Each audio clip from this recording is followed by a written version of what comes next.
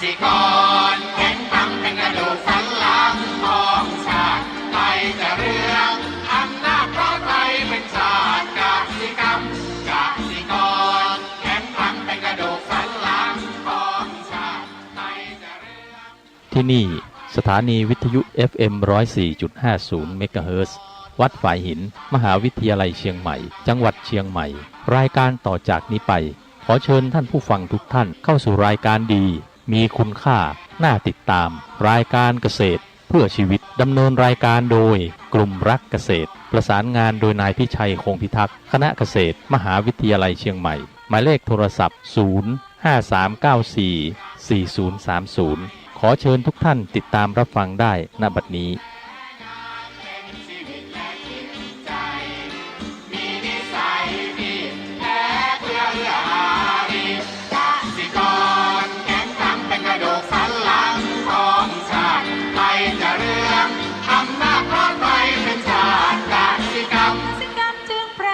เป็นหลักมันอาชีพสำคัญผู้ไทยที่ไรสีใครจะเก็บไทยจะแข็งแรงทวีสวัสดีครับท่านผู้ฟังพบกับรายการเกษตรเพื่อชีวิตสำหรับวันนี้เสนอเรื่องการประกอบการเกษตรกับสถานการณ์โง่จนเจ็บก่อนเข้าสู่รายการก็มีธรรมะมาฝากท่านผู้ฟังหัวข้อจากพจนานุกรมพุทธศาสตร์ของพระราชวรมุนีประยุทธ์โตกรมการศาสนากระทรวงศึกษาธิการวันนี้จะพูดถึงเรื่องบุญกริยาวัตถุ10คำว่าบุญก็คือที่ตั้งแห่งการทำบุญทางทำความดีบุญคือสิ่งที่ดีงามบาปคือสิ่งที่ชั่วบุญกริยาวัตถุนั้นก็มีถ้าระดับย่อก็3อย่างทานศีลภาวนาแต่ถ้า10อย่างก็คือมีทำทานนามัยทำบุญด้วยการให้ปันสิ่งของศีลนามัยทำบุญด้วยการรักษาศีลหรือประพฤติดี3ภาวนาไมยทำบุญด้วยการเจริญภาวนาคือฝึกอบรมจิตใจ3อัปปะจายะนามัยทำบุญด้วยการประพฤติอ่อนน้อม5เวยาวัดจำไมทำบุญด้วยการขวนขวายรับใช้ปฏิทานะไมทำบุญด้วยการเฉลี่ยส่วนแห่งความดีให้แก่7ปัตตานุโมทนาไมทำบุญด้วยการยินดีในความดีของผู้อื่น8ธรรมสวนาไมทำบุญด้วยการฟังธรรมศึกษาหาความรู้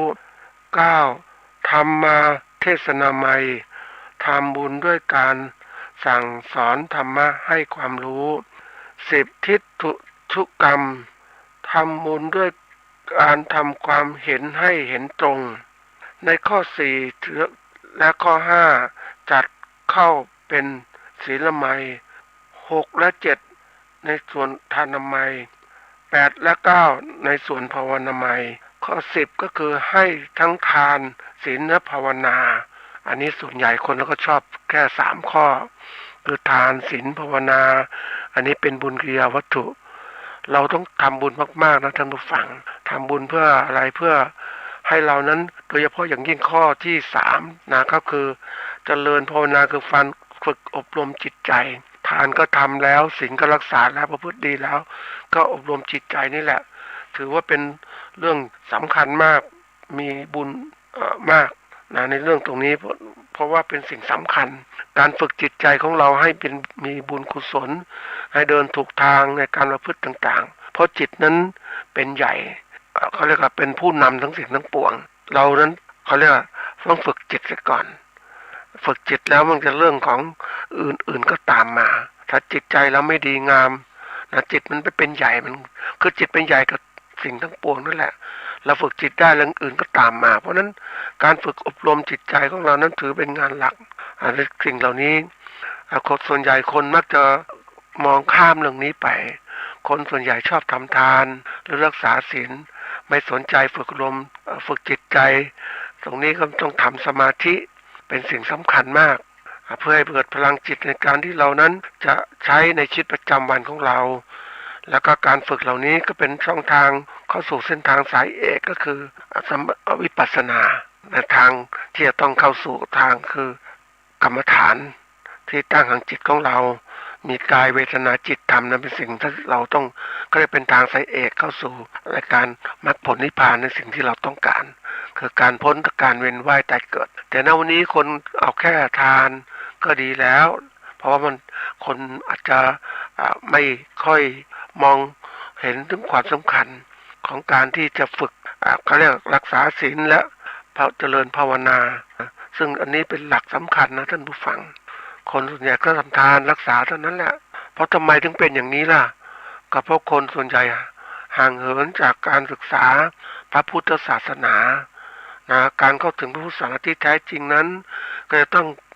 เรื่องของการปฏิบัติไม่ใช่แค่รู้จำอย่างเดียวรู้แล้วก็ปฏิบัติให้มันเข้าถึงผลได้ผลจริงๆนี่คือสิ่งสำคัญเพราะว่าคนเราศึกษาน้อยสนใจน้อยเรื่องปฏิบัติน้อยเพราะว่าเรื่องของคนนั้นไปเขาเรียกว่าใส่ใจกับกิจการต่างๆในภารกิจการงานที่ต้องทำมาหากินจนกระทั่งไม่มีเวลา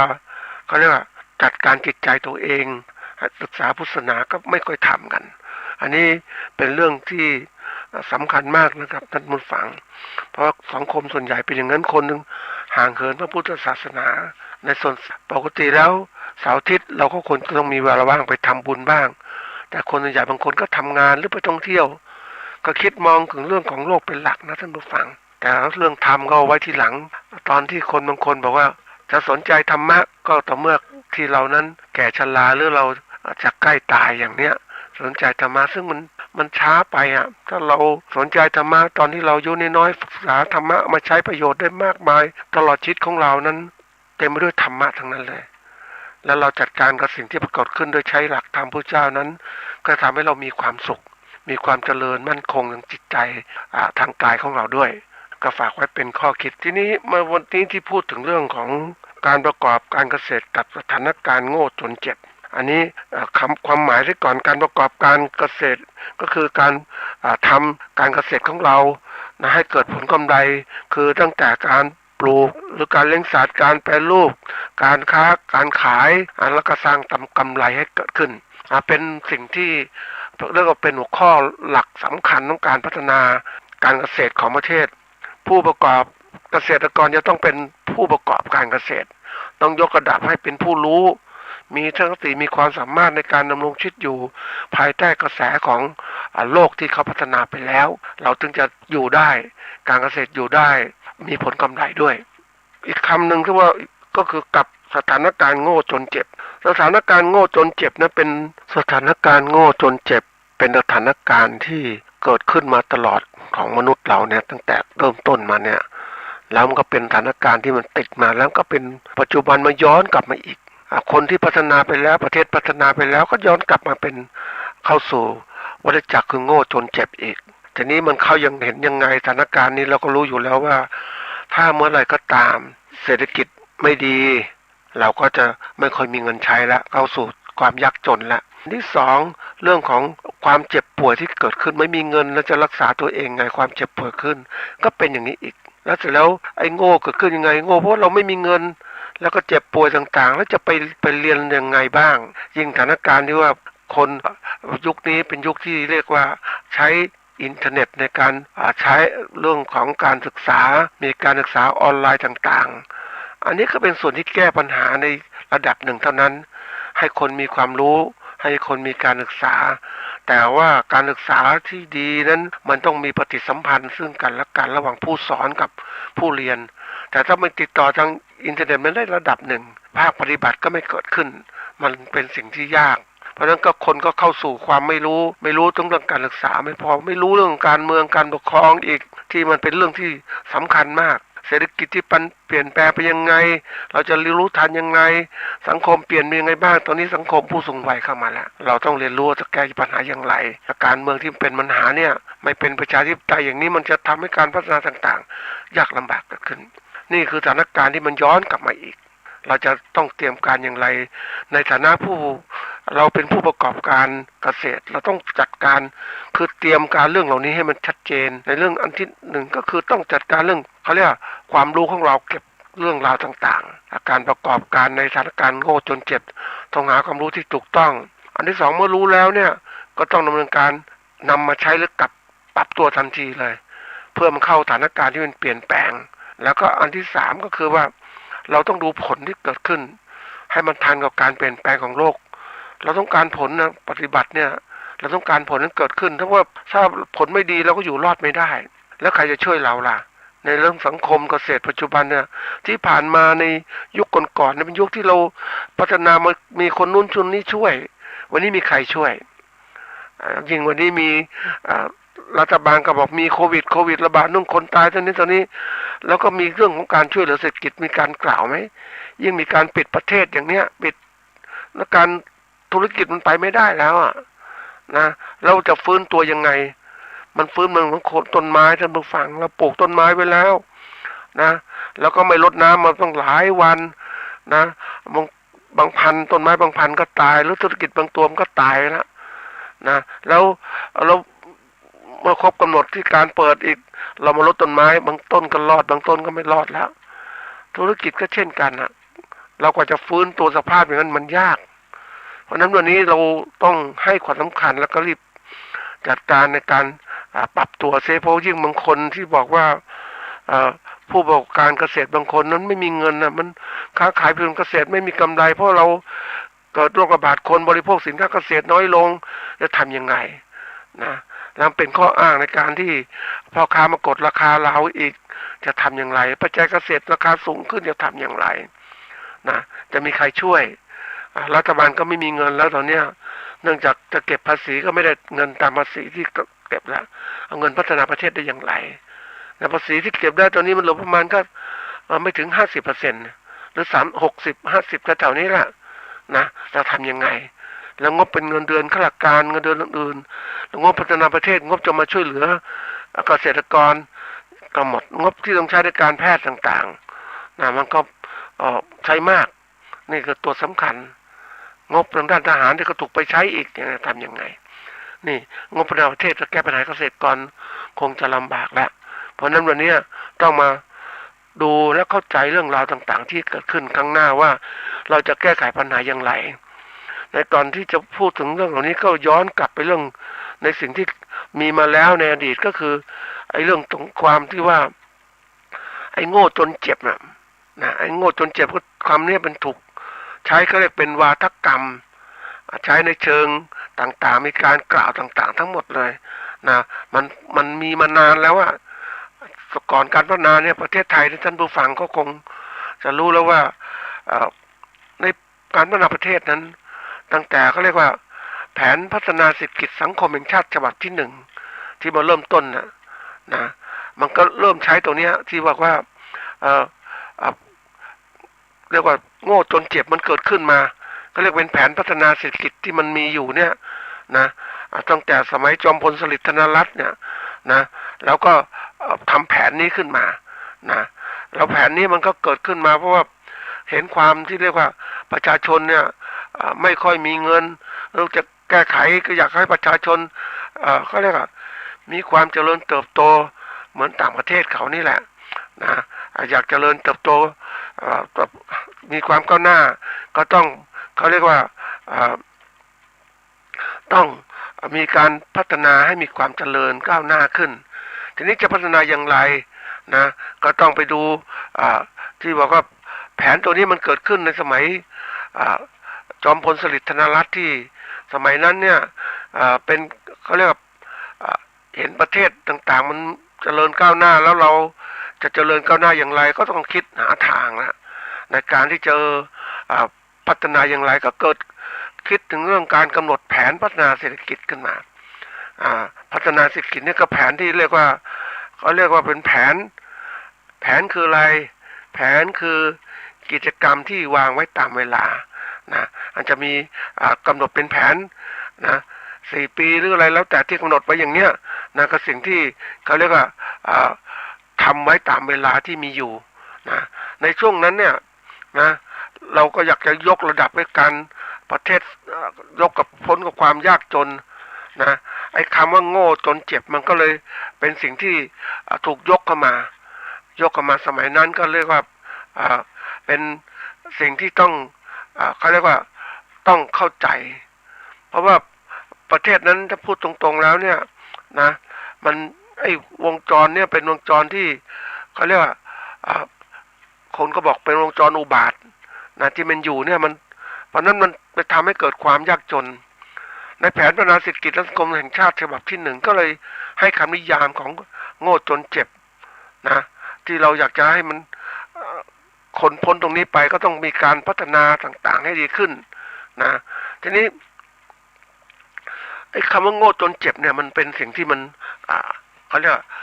สมัยเริ่มต้นวางไว้แล้วก็มีการวิเคราะห์ปัจจัยทีละตัวอะไรทำให้คนโง่ทำอะไรทำให้คนเจ็บนะจนแล้วก็เจ็บต่างๆเนี่ยก็คือต้องมาดูเขาก็พยายามแก้ไขปัญหาทีละตัวนะที่ทำมาเนี่ย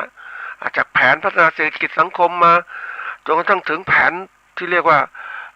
จากแผนพัฒนาเศรษฐกิจและสังคมแห่งชาติฉบับที่1ก็คือปี2504นั่นนะเพราะนั้นวันนี้มันล่วงมาแล้ว60 กว่าปีแล้วจนเข้าถึงแผนพัฒนาเศรษฐกิจและสังคมแห่งชาติฉบับที่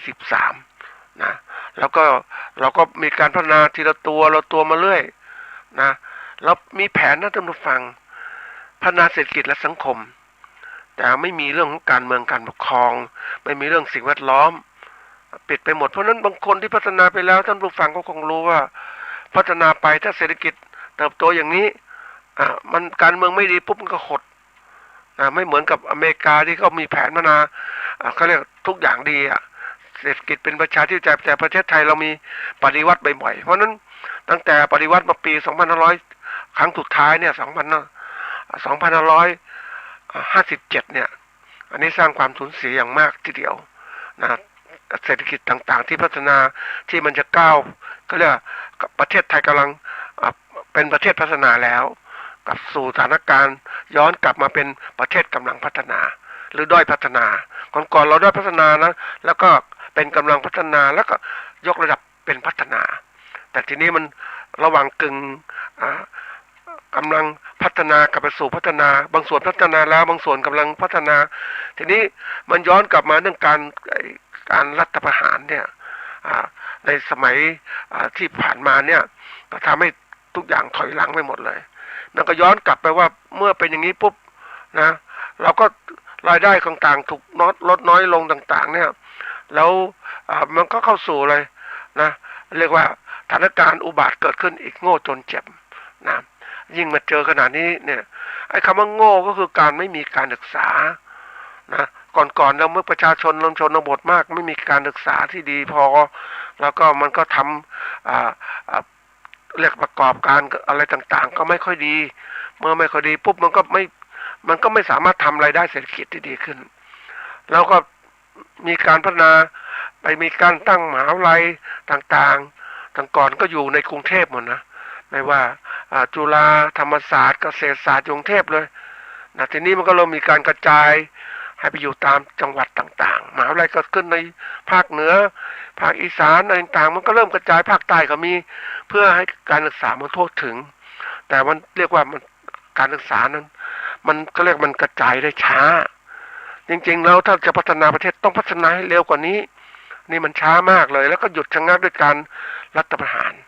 ทีนี้คนจบมาการศึกษาเนี่ยก็แน่นอนก็ต้องมีครัวเรือนไปพัฒนาอาชีพต่างๆทีนี้มันกำลังพัฒนาอย่างที่ว่าก็เจริญเติบโตปุ๊บมันไม่เจริญมันคือคนเราถูกครอบงำต่าง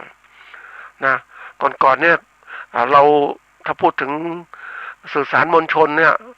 เราก็มีโทรทัศน์ช่อง4ดูช่องเดียวไม่มีช่อง7ช่อง5ช่อง7ช่อง3ต่างๆเกิดขึ้นเดี๋ยวนี้เรามีมากขึ้นคนก็เริ่มที่จะพัฒนาไปสู่เรียกว่าความรู้มากขึ้นเรามีสมาร์ทโฟนก็ช่วยตรงนี้ศึกษาต่างๆช่วยได้มากขึ้น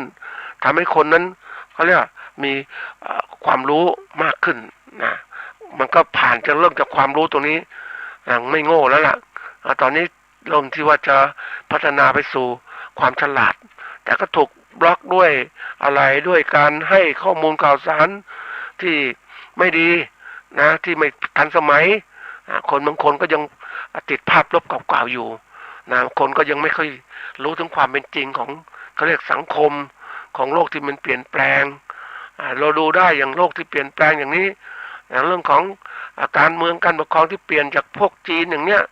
จากพวกจักรพรรดิมาเป็นคอมมิวนิสต์อย่างเนี้ยเวียดนามอย่างนี้เหมือนกันเนี่ยเขมรก็เช่นกันนะมันพัฒนาไปจนกระทั่งอย่างอเมริกาเขาเป็นประชาธิปไตยมา200 กว่าปีแล้วก็เจริญเติบโตก้าวหน้าเนี่ยเรามาดูที่มันเป็นเพราะอะไรระบบที่คนมันถูกครอบบางสิ่งบางอย่างนะแล้วการศึกษามันไม่ทั่วถึงนะมันมีการเขาเรียกมันติดกับนั่นเองนะไอ้จนก็เรื่องของการที่ว่าคือการพิจารณาเรื่องเศรษฐกิจนะผ่านมิติรายได้ใช้ฐานความยากเส้นของความยากจนในแง่ของการพิจารณาความจนโดยใช้ฐานจากเส้นความยากจนนี้ถือการลดทอนศักดิ์ศรีความเป็นมนุษย์เนี่ยความยากจนมันเกิดขึ้นจริงๆนะท่านผู้ฟังมันเป็นธรรมชาติของคนเราเนี่ยถ้าอยู่ในชนบทแล้วก็หาเช้ากินข้ามของเราไปคือมีทรัพยากรธรรมชาติเต็มไปหมดหาเงินกินนะคือเราอยู่ได้ในสภาวะอย่างนั้นนะแต่ทีนี้โลกมันเปลี่ยนนะโลกมันมองได้มีความเจริญเติบโตทางวัตถุนะที่มันมากขึ้นใช้วิทยาศาสตร์มากขึ้นมันเจริญก้าวหน้ามันก็กลายเป็นสังคมเมืองที่เราเห็นในปัจจุบันทีนี้อันนี้สังคมเมืองก็แน่นอนก็สามารถที่จะทำธุรกิจต่างๆเติบโตได้เต็มที่เลยทีนี้มาถึงสังคมชนบทซึ่งแต่ก่อนอยู่แบบฐานะที่ว่าทำการเกษตรแบบเขาเรียกว่าเพื่อกินไม่ได้ขายแต่ทีนี้เห็นกันว่าทำไงนะจะได้มีเงินได้ซื้อปัจจัยอื่นก็ต้องทำขายเพื่อจะซื้อสินค้าอื่นมาบริโภคต่างๆอันนี้มันไม่มีเงินนะเพราะว่าการที่เราไม่เปลี่ยนแปลงต่างๆมันก็กลายเป็นปัญหาละที่มันเกิดขึ้นเนี่ยนะไอ้ความจนก็ความจนเป็นสมบัติของคนจนความรวยเป็นสมบัติของคนรวยมันเกิดขึ้นก็ความต่างชนชั้นก็เกิดขึ้นรายได้เป็นตัวบอกนะอย่างที่บอกคนจนนะใช้แรงงานเพื่อสร้างงานแล้วก็สร้างเงินแต่คนรวยนั้นใช้เงินนะให้คนทำงานแล้วก็สร้างเงินเพราะฉะนั้นเขาก็เลยใช้เงินเพื่อต่อเงินไม่ต้องทำอะไรมากมายเขาก็พยายามที่จะครอบคลุมต่างๆทั้งหมดนี่คือสิ่งที่เกิดขึ้นยิ่งการที่เราไปดูเปรียบเทียบมาตรฐานโลกต่างๆเนี่ยบางคนไปเห็นความเจริญก้าวหน้ามุบมาเทียบสังคมไทยน่าสงสารอย่างที่เขาคิดอย่างเนี้ยอย่างของเขา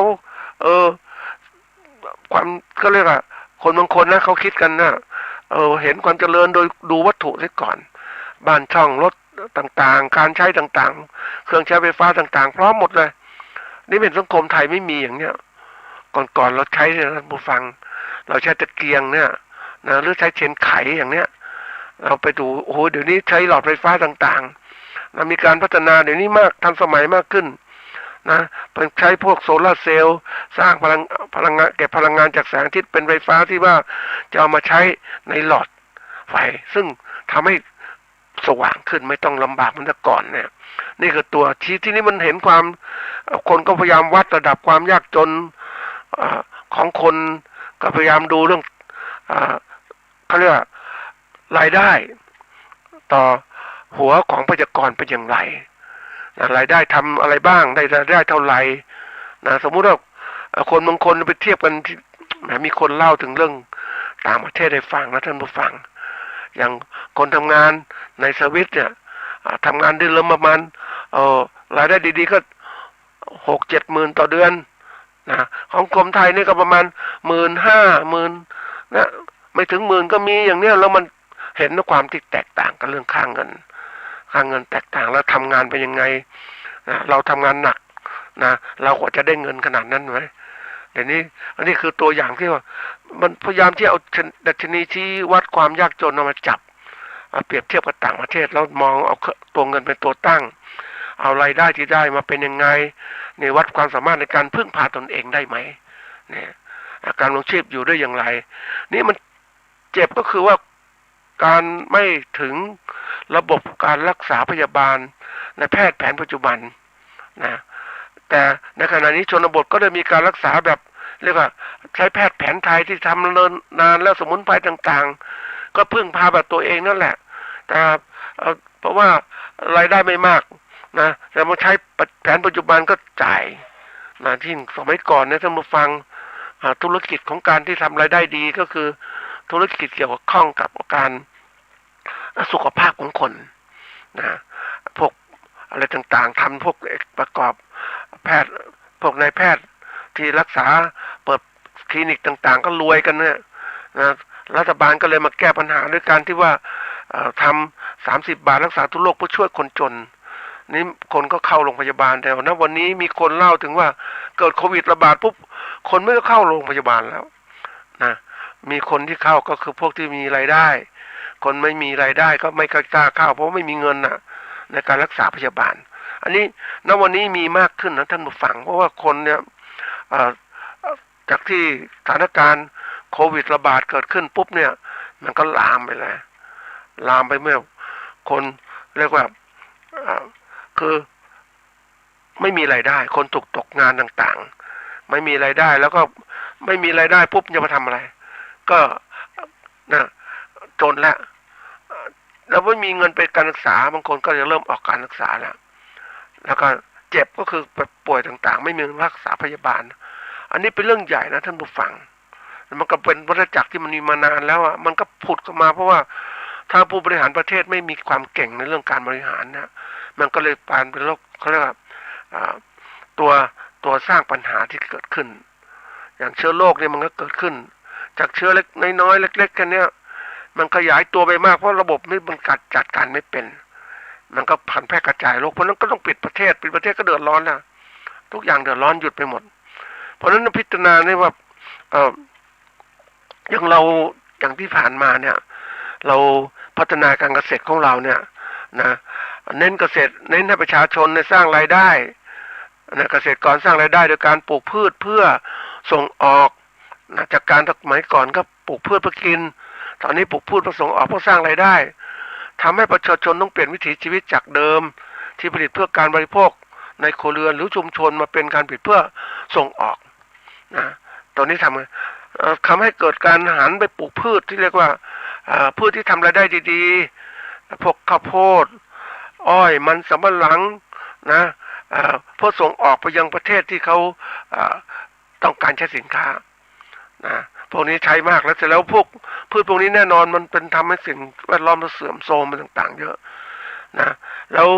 การลงทุนพัฒนาการเกษตรเนี่ยเกษตรกรต้องมีอะไรต้องใช้เครื่องจักรกลเกษตรมากขึ้น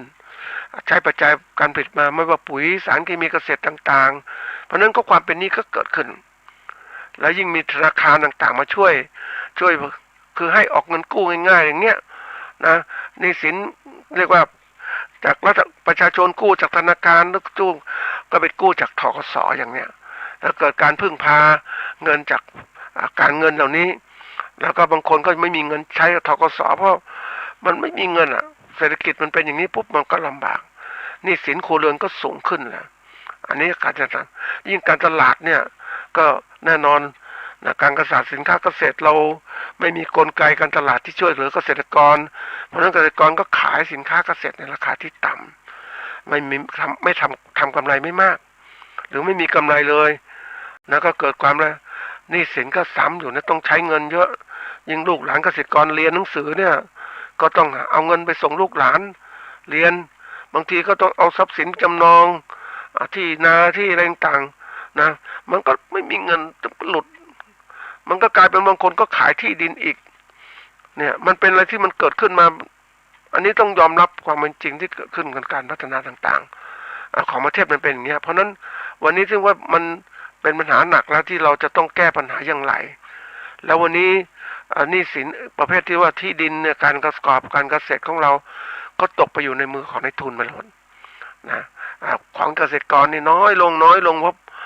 แบ่งให้ กระจายเมื่อพ่อแม่เสียชีวิตก็ลูกหลานก็แบ่งคนละส่วนละส่วนก็ขายไปบ้างเกษตรกรน้อยคือหมายความว่าการถือครองที่ดินน้อยนอกจากเช่าเขาเท่านั้นเองนะมันจะเกิดขึ้นอย่างไปเห็นในที่ดินในเชียงใหม่อย่างเนี้ยท่านผู้ฟังโอ้โหเป็นของในทุนซื้อกันตุนไปหมดแล้วคนที่เกษตรกรที่ทำก็คือเช่าเขานั่นแหละนะจุดใหญ่ๆเหล่านี้อันนี้คือวัฏจักรของโง่จนเจ็บที่มันเกิดขึ้นมาแล้วไม่ได้กำจัดไม่ได้แก้ไขให้สมบูรณ์สิ้นสุด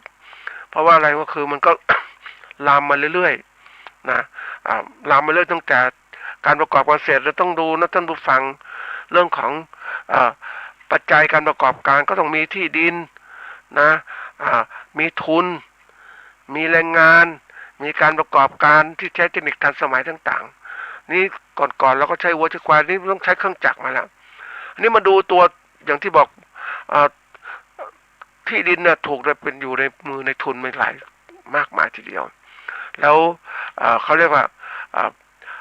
เราไปกู้เงินธนาคารมาก็เป็นหนี้แล้วนะแรงงานในนี้แต่ก่อนแรงงานเราใช้แรงงานครอบครัวนะลูกหลานเยอะนะมาช่วยการทำงานตอนนี้มันลูกหลานก็น้อยเกิดขึ้นน้อยแล้วก็ลูกหลานก็ไม่ทำการเกษตรแล้วเพราะว่าลำบากพ่อแม่ก็ไม่อยากให้ลูกลำบากก็ไปให้เรียนสูงๆไปทำงานดีๆนะไม่ให้ลำบากเหมือนพ่อแม่เพราะนั้นกลายเป็นว่าการเกษตรของเราขาดคนต้องไปใช้เครื่องจักรเนี่ยแน่นอนก็มาใช้ก็จริงแต่ว่ามันไม่มีคนทำเพราะว่าลูกหลานไปหมดแล้วพ่อแม่ก็แก่ชราลงอย่างเนี้ยนี่คือปัญหาของการเกษตรของเรานะซึ่งปัญหาใหญ่มากในการประกอบการนะท่านผู้ฟังบางคนเนี่ยกว่าจะสร้างเนื้อสร้างตัวเป็นผู้ประกอบการทุกอย่างดีหมดเลยก็เติบโตได้ดีแต่ปรากฏอะไรรู้ไหมลูกไม่มีลูกมีน้อยลูกไม่ก็สนใจการประกอบการเกษตรเพราะมันกว่าจะทำกำไรมันยากเห็นพ่อแม่ลำบากก็ไม่อยากทำอีกเนี่ยมันก็กลายเป็นว่าไม่มีใครรับช่วงหรือไม่มีทายาทสืบต่ออันนี้เรื่องใหญ่นะท่านผู้ฟังการประกอบการเกษตรถ้าไม่มีทายาทมารับถึงพ่อแม่เขาเรียกอุตสาห์ทำงาน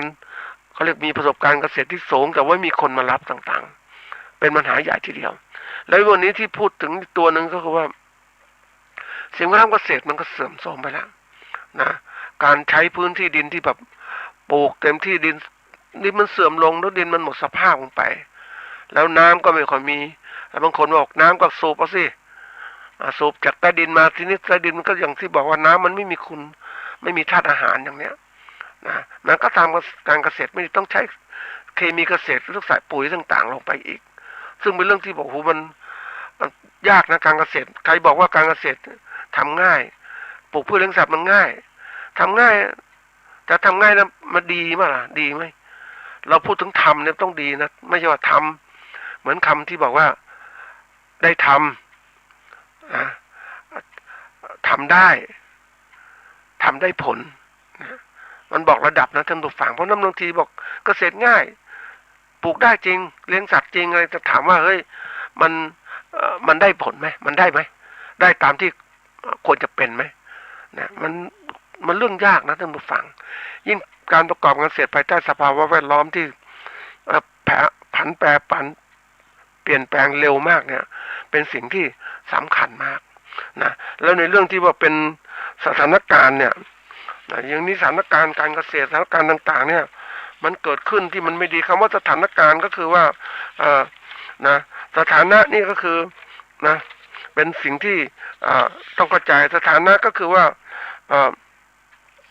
สภาพหรือความเป็นไปความเป็นอยู่มันเป็นยังไงถ้าเหตุการณ์มันกำลังที่เป็นไปจะเป็นยังไงเพราะฉะนั้นสองคำประกอบกันคือสถานการณ์ก็คือสภาวะที่มันกำลังเป็นไปอยู่เนี่ยสถานการณ์วันนี้เนี่ยอย่างบอกว่าท่องเที่ยวไม่มา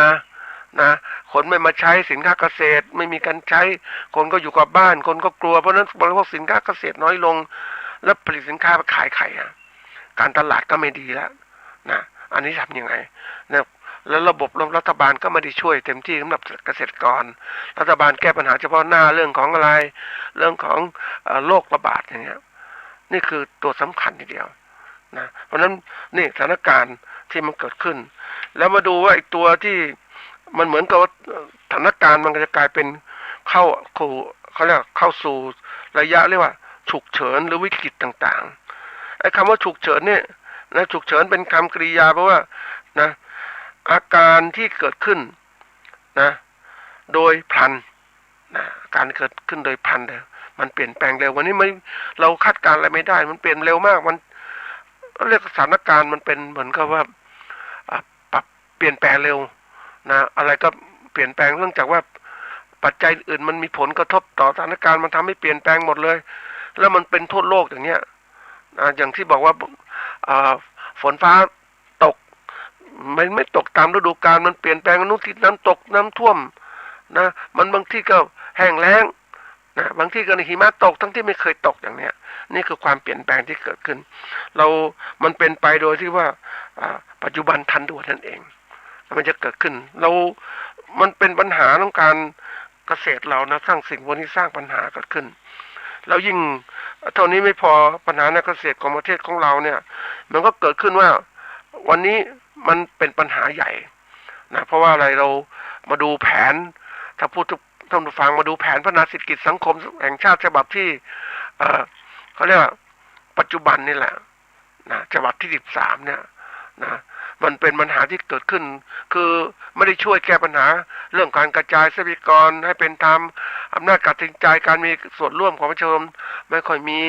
นะการเมืองไม่มีเนี่ยแล้วก็ระบบเรียกว่าประชาชนภาคประชาชนไม่เข้มแข็งพวกที่ทำอาชีพการเมืองเข้มแข็งกว่าไม่สนใจนะยิ่งปฏิวัติมันนี้ก็แน่นอนนะความที่เรียกว่าเกิดขึ้นอย่างนี้ปัญหาใหญ่ทีเดียวปัญหาใหญ่นี่มันก็ไม่รับการแก้ไขเพราะว่าอะไรเพราะที่ผ่านมาเนี่ยรัฐบาลไม่เคยใส่ใจเรื่องของการพัฒนาเรื่องของการเมืองการปกครองแล้วก็เรื่องของสิ่งแวดล้อมต่างๆเพราะนั้นโมใส่ใจแค่หน้าที่คือ2อย่างคือเศรษฐกิจและสังคมเนี่ยเป็นแผนที่พัฒนาศาสตร์ที่13แล้วเนี่ยนะอันนี้13เนี่ยก็เริ่มต้นตั้งแต่ปี2566นะเป็นแผนถึง2570แล้ววันนี้เราใช้แผนที่12อยู่ซึ่งไม่ได้ช่วยเท่าไหร่เลยนะเพราะนั้นมันต้องพัฒนาไม่ได้เป็นระบบพัฒนาเฉพาะปัจจัยส่วนที่สนใจแต่ว่าเมื่อใดการเมืองไม่ดีพอเนี่ยประชาชนจะลำบากมากนะแล้วก็ถูกเอารัดเอาเปรียบต่างๆที่เกิดขึ้นเพราะนั้นปัญหาที่เกิดขึ้นเนี่ยอย่างที่บอกว่าวันนี้เกิดขึ้นใหญ่เรื่องเกิดขึ้นคือเรื่องของที่ว่าเรื่องของแรงงานเนี่ยเป็นปัญหาใหญ่นะท่านผู้ฟังแรงงานในภาคเกษตรของเราเนี่ยเราต้องการแรงงานที่มีคุณภาพนะที่มาช่วยงานเกษตรนะต้องมีความเชี่ยวชาญนะแล้วก็เหมาะสมกับอนาคตที่เปลี่ยนแปลงเราไม่มีการจัดการตรงนี้พอนะปล่อยให้เป็นกลไกธรรมชาติซึ่งกรมธนารักษ์มันถูกในทุนเราเรียกบงการหมดแล้วนะเพราะนั้นมันภาคเกษตรก็อ่อนแอจะทำอย่างไรนี่คือปัญหาใหญ่เมื่อเป็นอย่างนี้ปุ๊บเนี่ยเราทำยังไงแล้วท่านผู้ฟังก็ต้องมาที่ว่าหาทางจัดการกับตัวเองให้ได้ซะก่อนคือวันนี้เราหวังจะพึ่งนะท่านผู้ฟังถ้ามองเป็นภาพรวมนะสถานการณ์ที่มันเกี่ยวข้องคือการเกษตรของเราเนี่ยการประกอบการเกษตรเราต้องมองสิ่งแวดล้อมรอบการเกษตรของเราเวลาตัดสินใจทำอะไรเนี่ยต้องมองสถานการณ์สิ่งแวดล้อมเกษตรของเราว่าอะไรเป็นตัวที่จะมีผลอย่างน้อยวันนี้เนี่ยแน่นอนสภาพอะไรที่เกิดขึ้นเอาตัวที่แต่ละตัวนะเศรษฐกิจของเราแน่นอนการซื้อขายก็ไม่ดีอันนี้มองถึงปัจจัยแต่ละตัวสังคมเราก็แน่สังคมผู้สูงวัยแรงงานเกิดขึ้นน้อยลงแล้วนะไม่มีใครช่วยการเมืองก็เรื่องการเมืองในทุนเข้าไปเล่นเขาเรียกว่าไม่ได้มีตัวแทนเกษตรกรที่แท้จริงเข้าไปทำแล้วก็เรื่องของสิ่งแวดล้อมก็เสื่อมโทรมลงต่างๆเพราะนั้นมันไม่เหมือนเดิมนะสิ่งแวดล้อมตั้งแต่สภาพดินอากาศแสงแดดความร้อนต่างๆที่มีอยู่ภูมิสูงขึ้นนะท่านผู้ฟังบางคนบอกเฮ้ยไม่ต้องไปมองถึงขนาดนั้นแต่เรื่องจริงนะท่านผู้ฟังอย่างที่พวกที่เขาทำการเกษตรพวกที่ทำงานพวกการเกษตรแล้วเนี่ยอุณหภูมิมันมีผลมากนะท่านผู้ฟังกับการเกษตรทำไมล่ะก็แน่นอนอย่างตัวอย่างเช่น เขาพูดถึงศัตรูพวกหนอนกระทู้อย่างนี้ที่กินฝักข้าวโพดก่อนเนี่ยมันเขาเรียกว่าอากาศมันไม่สูงเนาะเมื่อไม่สูงปุ๊บวงจรชีวิตของแมลงมันก็เป็นไปตามธรรมชาติของมันแต่อากาศสูงขึ้นอุณหภูมิสูงขึ้นปุ๊บมันก็พัฒนาวงจรชีวิตให้มันสั้นลงตัวก็เล็กลงจะกินได้จำขยายพันธุ์เต็มที่เริ่มพัฒนาอย่างท่านผู้ฟังเห็นได้ชัดเจนนะยุงที่มันกัดเราเนี่ยก่อนยุงตัวมันใหญ่นะพัฒนาอาหารการกินสมบูรณ์ปุ๊บมันก็กว่าจะออกเป็นตัวยุงตัวเต็มวัยก็ต้องใช้เวลาตอนนี้วงจรชีวิตมันสั้นลงแล้วมันต้องออกมาเร็วเพื่อการขยายพันธุ์เพื่อการอยู่รอดอุณหภูมิมีส่วนก็ทำให้เกิดผลตรงนี้เกิดขึ้นอันนี้มาดูเรื่องของอากาศต่างๆที่มันเปลี่ยนแปลงไปเนี่ยทำยังไงอากาศไม่ค่อยดีเหมือนเดิมแล้วก็เรื่องว่ามลภาวะต่างๆที่มีอยู่น้ำก็มีมลภาวะมันไม่มีเดิมอย่างท่านผู้ฟังที่ปลูกจังไปดูเขาทำเลี้ยงปลาเนี่ยในแม่น้ำปิงอย่างเนี้ยแล้วก่อนน้ำปิงมันน้ำมันดีนะท่านผู้ฟังเลี้ยงปลาได้ดีมากเลยนาปลาในธรรมชาติก็เกิดขึ้นดีมากเดี๋ยวนี้ไม่ใช่แล้วไปดูเขาเลี้ยงปลาในกระชังน้ำมันไม่ดีปุ๊บมันปลาก็ไม่เจริญเติบโตแล้วน้ำไม่ดีเพราะอะไรกับมลภาวะที่เกิดขึ้นจากเมืองนี่นะความเป็นเมืองก็ปล่อยน้ำเสียออกไปไม่มีการบำบัดนะคนบอกว่าน้ำไม่เสียนะดูน้ำใสสะอาดก่อนน้ำเสียก็คือน้ำมองเป็นสีดำบางทีน้ำสะอาดนั่นก็มีสารพิษต่างๆที่เกิดขึ้นอยู่ในนั้นนะแล้วมันก็ลงไปอยู่ในลำน้ำเลี้ยงสัตว์ปลาก็เติบโตถามว่ามันก็มีสารพิษเกิดขึ้นเหมือนกันเพราะฉะนั้นมันต้องดูละเอียดมากๆถึงจะเห็นความเปลี่ยนแปลงที่มันเกิดขึ้นมันกระทบต่อการเกษตรของเราอย่างมากการประกอบการเกษตรอย่างตัวอย่างเช่นการค้าการขายมันเปลี่ยนแปลงหมดเลยยิ่งมันระบบขนส่งสินค้ามันรวดเร็วเนี่ยสินค้าเกษตรตัวไหนมันแพงที่อื่นก็มาแทนที่ถูกกว่าก็มาแทนที่สินค้าประเทศไทยแพงสินค้าที่อื่นก็มาแทนที่ประเทศไทยจากประเทศข้างเคียงอย่างตัวอย่างกาแฟอย่างเนี้ยเห็นไหมมันเปลี่ยนแปลงเร็วการคาดการณ์ที่เกษตรจะคิดแบบธรรมดาไม่ได้แล้วต้องคิดแบบทันสมัยซึ่งต้องมีหัวที่ทันสมัยมันถึงจะสามารถที่จะปรับปรุงเปลี่ยนแปลงได้เร็วขึ้นนั้นทันกับโลกที่เปลี่ยนแปลงนั่นแหละจริงโลกนี้มันเจริญก้าวหน้าได้เร็วมากวิทยาศาสตร์ที่ก้าวหน้าปุ๊บเนี่ยเราต้องหาทางเปลี่ยนแปลงที่เร็วถึงจะสามารถทำการเกษตรที่มันทันสมัยเพราะฉะนั้นในการประกอบการเกษตรกับสถานการณ์โง่จนเจ็บนี่เป็นตัวบอกเลยนะท่านผู้ฟังวันนี้เราเกี่ยวข้องกับมันมากเพราะไอ้โง่จนเจ็บมันเกิดขึ้นมามันโง่ระดับไหนล่ะจนระดับไหนเจ็บระดับไหนล่ะนะมันเป็นสิ่งที่บอกนะท่านผู้ฟังวัฏจักรนี้มันอยู่ตลอดกับมนุษย์ของเราเพียงแต่ว่ามันจะรุนแรงโผล่มาเมื่อไหร่นะคนก็คิดว่าวัฏจักรของความโง่จนเจ็บเนี่ยมันไม่มีแล้วมันก็เหมือนฝุ่นอยู่ใต้พรมอย่างเนี้ยคือไม่ได้ถูกกำจัดมันยังอยู่เนี่ยแต่วันหนึ่งถ้านั้นมันโผล่มาอีกมันเกิดอย่างนี้เกิดขึ้นสิ่งเหล่านี้มันต้องศึกษาให้ความสนใจจริงในการแก้ปัญหาและพัฒนาประเทศของเราเนี่ยต้องตั้งอกตั้งใจหรือมีความมุ่งมั่นไปดูแผนที่เขาเขียนมันรู้สึกว่าแผนปีหน้ามันก็มันแผนงานเศรษฐกิจสังคมมันรู้สึกว่ามันไม่สอดคล้องกันเป็นไปละนั้นเขาคาดการณ์ข้างหน้าจะเป็นอย่างงู้นเป็นอย่างนี้แต่ว่าปัจจุบันเนี่ยมันมีการปฏิวัติมันเกี่ยวข้องตัวที่หนึ่งละที่ทำให้เศรษฐกิจมันแย่ลงสังคมแย่ลงอันที่สองเรื่องโรคระบาดที่เกี่ยวข้องเข้ามา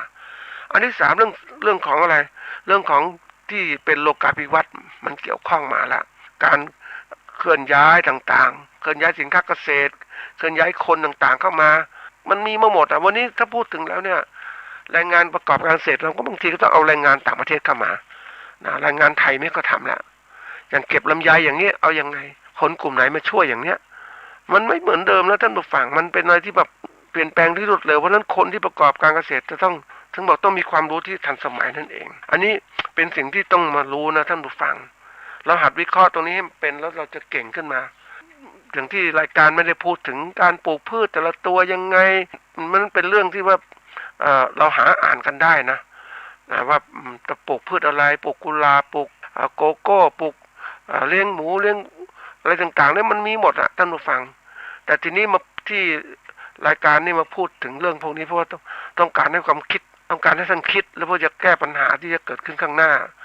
ความไวของการคิดคิดแล้วมันคิดเป็นมันก็ทำเป็นนะแก้ปัญหาที่เกิดขึ้นได้แต่ถ้าเราคิดไม่เป็นมันก็ลำบากคิดไม่ทันคิดไม่ทันการเปลี่ยนแปลงของโลกมันลำบากนะท่านผู้ฟัง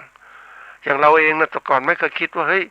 คอมพิวเตอร์มันจะทันสมัยมันต้องมาใช้มากมายแต่ไอ้คนบริษัทคอมพิวเตอร์มันคิดไปล่วงหน้าออกแบบต่างๆ ให้คอมพิวเตอร์ธรรมดาให้เป็นแบบสมาร์ทนะเป็นแบบคอมพิวเตอร์ไม่ใช่เขาเรียกอะไรนะพิมพ์แต่ก่อนแทบเส้นพิมพ์เดี๋ยวนี้แค่เขียนหรือว่าใช้พูดเป็นเสียงออกมามันไวได้มากขึ้นมากขึ้นนี่คือการที่เขาคิดถึงว่าคนที่เขามองถึงเปลี่ยนแปลงเนี่ยเขาเก่งนะเขามองโลกข้างหน้าว่าคนต้องการความสะดวกสบายต้องความรวดเร็วต้องการสินค้าที่ประหยัดเพราะว่ามันตัดสินอย่างนี้ปุ๊บเนี่ยเพราะนั้นอะไรต่างๆที่มันรวดเร็วสะดวกสบายคนไปสนใจหมดเลยเพราะนั้นเขาคิดการล่วงหน้าไว้บอกแล้วว่าจะทำยังไงผลิตสินค้าอะไรนี่คือความเขาเรียกความเก่งของผู้ประกอบการแต่ถ้าคนไม่เก่งมันมองนี่เหมือนกับเราเนี่ยแม้เรามาใช้คอมพิวเตอร์เก่าอย่างเนี้ยก็รักษามันอย่างเงี้ยแต่วันนี้มันถูกบีบแล้วท่านผู้ฟังอะไรจะไม่มีแล้วทำยังไงเห็นไหมแล้วว่าโปรแกรมต่างๆมันก็บอกไม่ทันสมัยมันเข้ากับโลกปัจจุบันไม่ได้มันบีบเราเองบีบทั้งหมดเลยนะท่านผู้ฟังทำให้เราต้องพัฒนาการเกษตรเหมือนกันแต่ก่อนเราไม่มีบีบนะเกษตรกรจะทำเกษตรแบบไหนก็ได้ที่พอใจเดี๋ยวนี้ไม่ได้แล้วถ้าเป็นเกษตรปลอดภัยเกษตรปฏิบัติการที่ดีนะมี GAP มีมาตรฐานต่างๆมันจึงจะขายได้อย่างเงี้ยนี่มันถูกบีบหมดแล้วต้องมีทำในตัวเมืองต่างๆให้มันสอดคล้องกับเป็นจริงโอ้มันยุ่งยากจริงๆนะท่านผู้ฟังแล้วถ้าคนไม่พัฒนาอยู่แล้วลำบากก็แค่ทำการเกษตรคือปลูกแค่เอาไว้กินเอาไว้ใช้อันนั้นเกษตรกรธรรมดานะแต่ถ้าเราปลูกเพื่อขายเพื่อทำธุรกิจเนี่ยเราต้องเป็นผู้ประกอบการมันถึงจะเป็นอย่างนี้ทีนี้วันนี้เราคงเข้าใจเรื่องของสถานการณ์โง่จนเจ็บที่มันจะมากระทบกับเราแล้วถ้าเราไม่รีบพัฒนาเราก็เข้าสู่สถานการณ์นั้นแน่นอนเราจะเป็นคนจนไม่มีเงินเรียนหนังสือนะอะไรต่างๆลำบากมากเลยนะจะทำอย่างไรเพราะฉะนั้นเมื่อเรารู้แล้วเนี่ยรู้แล้วอันที่สองก็ต้องลงมือปฏิบัติเลยวิเคราะห์ข้อมูลแล้วต่างๆมันเกิดขึ้นแน่เราก็ต้องเป็นผู้ที่ว่ามีวิจารณญาณมีญาณอย่างรู้ในการวิจารณ์วิเคราะห์เลือกสรรเอาสิ่งที่ดีมาปฏิบัตินะอะไรไม่ดีก็ทิ้งไปอย่างเรามาจะดูโทรทัศน์อย่างเนี้ยดูโทรทัศน์ที่ละครต่างๆมันไม่ได้แล้วเดี๋ยวนี้ต้องดูโทรทัศน์ที่ว่าให้ความรู้เรื่องการประกอบการเกษตรยังไงการตลาดอย่างไรมันถึงจะทันสมัยนะอันนี้เรารู้แล้วก็เริ่มมาพัฒนาตนเองละจัดการตัวเองก่อนการตัวเองที่หนึ่งก็คือว่า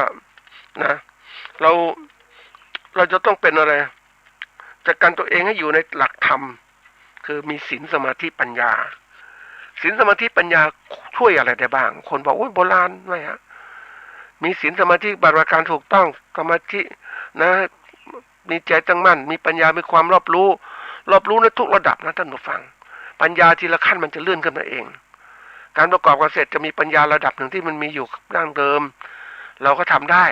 แต่การเกษตรยุคใหม่มันไม่ใช่แล้วปัญญามันเปลี่ยนแล้วต้องปัญญาจากการเรียนรู้ต่างๆเข้ามาอีกปรโตโคสะโยนิโสในการเข้ามาใช้อีก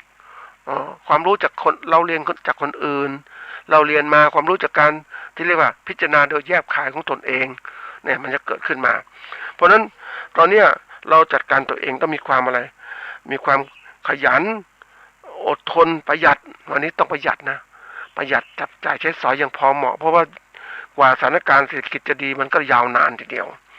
มันเป็นสิ่งเขาเรียกว่าเดือดร้อนนะท่านผู้ฟังเราต้องจัดการตรงนี้นะประหยัดซะก่อนประหยัดอย่างเหมาะใช้อย่างเหมาะสมอดทนในสิ่งที่มันจะกระทบเตือนเราเนี่ยมันแปรการงานก็หนักลงอะไรลงก็พยายามก็อดทนนะอดทนทั้งกายของเราที่ฝันฝ่าต่างๆบางคนอยากใช้เทคโนโลยีการผลิตทันสมัยมันใช้ไม่ได้ไม่มีทุนเนี่ยต้องใช้แรงงานของเราเขาเรียกทำให้มากขึ้นมีความขยันไปเจอคนหนึ่งก็ภาวะวิกฤตนะวิกฤตมันกระทบเตือนการค้าขายของเขานะแต่เขาอยู่รอดยังไง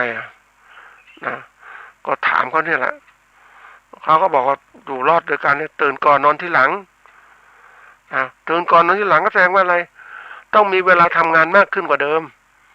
เราจะเหมือนคนอื่นนอนช้าๆไม่ได้เพราะสถานการณ์ไม่ดีปุ๊บต้องตื่นก่อนนอนที่หลังนอนให้น้อยลงเอาเวลามาทำงานนะให้มากขึ้นก็จะได้เงินมากขึ้นนี่มันเป็นตัวสำคัญนะท่านผู้ฟังนี่คือการปรับตัวเองนะเรียนรู้ต่างๆให้เร็วที่สุดนะแล้วข้อที่สองเนี่ย เราต้องใช้ วิทยาศาสตร์เทคโนโลยีแล้วก็นวัตกรรมทางการเกษตรมาเอามาใช้ในการเกษตรของเราแล้วมาใช้ในการประกอบการเกษตรทุกตัวนะการผลิตการแปรรูปนะแล้วก็การตลาด ไปเจอคนที่เขาผลิตนะท่านผู้ฟังอันนี้ก็ทันสมัยนะเขาขายข้าวราดแกงขายแกงนะท่านผู้ฟังแกงนี่ปกติเราก็คิดมันก็ต้องใส่ถุงผูกหนังยางขึ้นมาไปแกงแบบใหม่นะใส่ขวดไข่เขาเรียกขวดพลาสติกแก้วไข่เขาเรียกขวดพลาสติกประเภทไม่ใช่ขวดเป็นแก้วพลาสติกแล้วก็ซีลด้วยพลาสติกอีกนะมันทำให้ดูสะอาดดูมันอะไรมันเก็บได้ดีนะเวลากินก็ง่ายไม่ต้องเจาะอย่างเดียวก็ใส่แล้วนะเป็นอะไรที่มันทันสมัยมากขึ้นเราก็ต้องพัฒนาอย่างนี้มันดูดีเพราะถ้าเราทำแบบเดิมๆมันจะไปไม่ไหวละแล้ววิธีการพัฒนาอะไรต่างๆเนี่ยเขาบอกว่าจะเอาอะไรต่างๆมาใช้ก็ต้องดูว่ามันสร้างประสิทธิภาพประสิทธิผลไหมนะให้ดีขึ้นกว่าเดิมเพราะเราต้องปรับเปลี่ยนแปลงในสิ่งการกระทำต่างๆให้ดีขึ้นมันถึงจะไปได้ดีอันนี้เป็นข้อที่2เราต้องนวัตกรรมเกษตรมีมากมายเลือกมาใช้นะท่านผู้ฟังมันถึงจะทำให้การเกษตรเราอยู่รอดได้การประกอบการอยู่รอดได้ไม่ใช่ว่าทำการเกษตรแบบเดิมอย่างเงี้ยไปค้าขายใครยังไงคนก็ไม่กินแล้วเดี๋ยวนี้เกษตรปลอดภัยต่างๆมีมาตรฐานมีตราต่างๆมันจะเขาเรียกมีแบรนด์เนมต่างๆมันดูดีอันนี้ทีนี้มาตัวที่2นั่นก็คือว่าการประกอบการเกษตรต้องทันสมัยทันกับการเปลี่ยนแปลงต่างๆที่มันเปลี่ยนเราจะมาคิดว่าประกอบการเกษตรแบบใช้วิธีการบริหารแบบดั้งเดิมมันก็ทำไม่ได้แล้วท่านผู้มันเปลี่ยนแปลงเพราะคนที่ใช้วิธีการบริหารที่ดีรวดเร็วเนี่ยมันทำให้ลดค่าใช้จ่ายลดสร้างประสิทธิภาพในการทำงานเหมือนเราเลือกใช้นะท่านผู้พื้นที่นาเราเหมือนเดิมเนี่ยไม่ใช่เราใช้แรงงาน1วันนะท่านผู้ถ้าเราใช้จอบขุดดินโอ้ยมันกว่าจะได้เท่าไหร่ล่ะแต่เราใช้เครื่องมือคือเรียกว่าเครื่องแรงงานสัตว์มาช่วยไถต่างๆลดเวลาลงแต่ถามว่าเฮ้ยมันใช้เครื่องจักรเครื่องจักรนี่มันเร็วมากขึ้นแต่ถามว่าเครื่องจักรมันรุ่นเก่าๆมันช้ารุ่นใหม่ๆมันเร็วยิ่งไปดูแท็กเตอร์ที่สมัยก่อนๆมันช้าเนาะแท็กเตอร์รุ่นใหม่ปุ๊บมันทำงานได้ทุกอย่างเลยทั้งไถทั้งพรวนทั้งแท็กทั้งดันต่างๆหมดเลยนี่มันเร็วขนาดนั้นมันเหมาะกับการที่จะใช้เพราะนั้นการที่เรารู้จักปรับตัวทันสมัยสำคัญอันนี้เรื่องการผลิตนะมาถึงการตลาดแน่นอนว่าตลาดต้องศึกษานะเดี๋ยวนี้ทางตลาดไม่ใช่ธรรมดานะท่านการตลาดสมัยก่อนเป็นที่แลกเปลี่ยนสินค้าแล้วคนก็มองตลาดก็คือสถานที่ที่แลกเปลี่ยนสินค้าแต่สถานที่เดี๋ยวนี้มันเปลี่ยนไปแล้ววันนี้เป็นสถานที่เรียกว่าในอินเทอร์เน็ตเกษตรกรบางคนก็ค้าขายสินค้ากันในเกษตรในอินเทอร์เน็ตว่าก็ไม่มีโอกาสที่จะไปส่งสินค้าไปตลาดต้องไปนั่งขายนะขายอินเทอร์เน็ตน่ะมันเร็วไหมคนอยากซื้อแล้วคนไม่ออกจากบ้านเห็นภาพสินค้าเกษตรอย่างนี้สั่งเลยอย่างเนี้ยนี่ความทันสมัยที่เกิดขึ้นมันจะเป็นอย่างนั้นแล้วท่านผู้ฟังเพราะนั้นเราจะไปเอาใช้ระบบเดิมมาพัฒนาบางทีอาจขายไม่ได้ละสินค้าเราแล้วขายไม่ทันด้วยคือหมายว่าไม่ทันกับความต้องการไม่คือมันล้าสมัยท่านผู้ฟังทีนี้มีตัวที่3ตัวที่4ถือสำคัญมากนะท่านผู้ฟังการดำเนินงานประกอบการเกษตรนั้นโดยใช้หลักธรรมะของพระเจ้าทางสายกลางหรือมัชฌิมาปฏิปทาคือทางแห่งความพอดีในตรงนี้เป็นสิ่งสำคัญนะท่านผู้ฟังการประกอบการเกษตรคนทุกคนก็มองใช้ทฤษฎีนู้นทฤษฎีนี้ใช้อะไรต่างๆหมดเลยแล้วต้องมีการที่เรียกว่าใช้อย่างเนี้ยนะเป็นหลักมีเผอิญเราผู้อำนวยรายการเป็นใช้ศึกษาธรรมะพุทธเจ้าปุ๊บมันมีทางหนึ่งที่ทุกคนพยายามจะเขียนนู่นเขียนนี่ไปเรื่อยไปหมดนั่นคือมาใช้ทางเรียกทางแห่งความพอดีมัชฌิมาปฏิปทาทีนี้บอกมัชฌิมาปฏิปทาเนี่ยเป็นอย่างไรนะก็ทางพอดีของพุทธเจ้านั่นแหละทีนี้พอดีมันเหมาะกับใครมันเหมาะกับทุกคนนั่นแหละแต่ทุกคนต้องเลือกพอดีของตัวเองนะระดับไหนล่ะถ้าคนระดับเกษตรกรมีที่นาสมมุตินะ3 ไร่พอดีตัวเองอาจจะใช้แรงงานตัวเองทำหรือเครื่องจักรไปจ้างทำแต่ถ้าพอดีคนที่เป็นมีพื้นที่ประมาณ100 ไร่เนี่ยเขาก็ใช้เครื่องจักรมาช่วยละมันทำให้การเกษตรของเขาไปดีๆเร็วขึ้น เราต้องเลือกอย่างนี้เพราะว่าความพอดีมันแตกต่างแต่ละคนเราจะมาติดแบบว่าใช้หลักความพอดีสำหรับคน3 ไร่5 ไร่10 ไร่มันไม่ทันทีนี้คนพอดีเนี่ยมันต้องเก่งขึ้น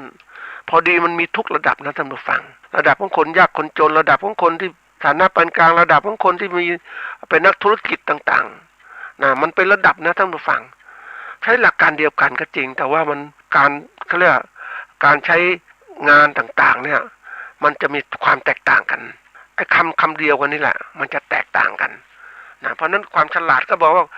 ความฉลาดมันก็เหมือนกับคำที่ใช้กับคนที่เอาง่ายๆทุกคนบอกฉันฉลาดแต่ฉลาดของคนป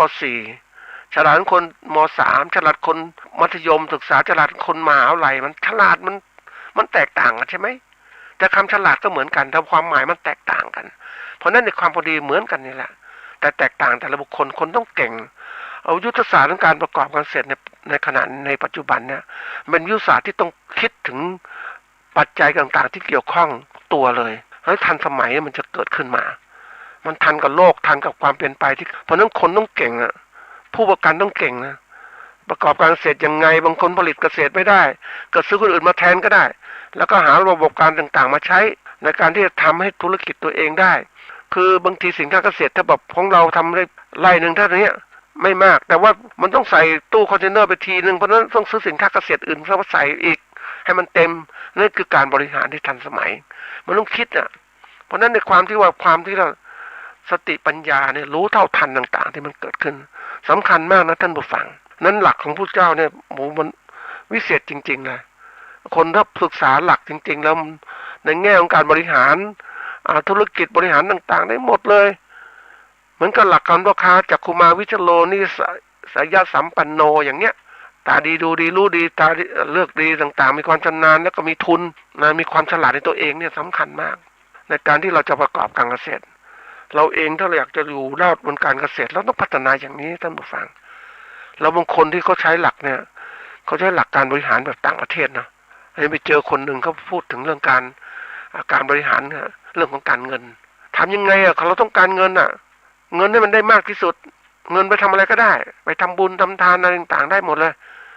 นี่เขาเน้นถึงตัวที่ว่าเป้าหมายหลักคือเงินทำอะไรก็ได้ให้ได้เงินคนส่วนใหญ่ก็ใช้เงินไปซื้อวัตถุซื้อนู่นนี่คือตัวสำคัญคนเราคิดอย่างนั้นแล้วก็สามารถสร้างความสุขก็ได้เอาเงินไปทำความดีก็ได้นี่คือตัวหนึ่งเขาคิดว่าเอาตัวนี้เป็นวัตถุเป็นตัวหลักแต่บางคนบอกไม่เอาฉันมีความสบายใจเอาแค่ประมาณพอสมควรอยู่แบบแค่นี้พอแล้วไม่ต้องไปทำอะไรมากแล้ว